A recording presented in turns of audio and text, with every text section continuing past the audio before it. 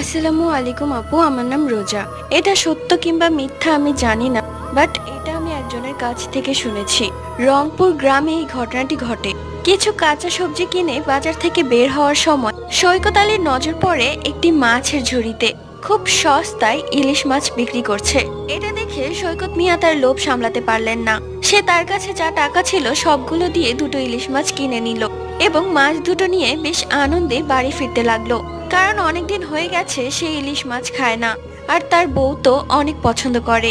যাই হোক, সে বাড়ি ফিরছিল, হঠাৎই তার মনে হলো তার পিছনে পিছনে কেউ আসছে।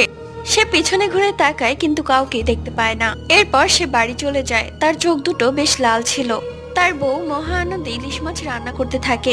রান্না বান্না শেষে হাত মুখ ধোয়ার জন্য তার স্ত্রী যখন চাপকলে যাবে, তখন দেখে সৈকত আলী তার পা দিয়ে উল্টো হয়ে চাপকল চাপাচ্ছে।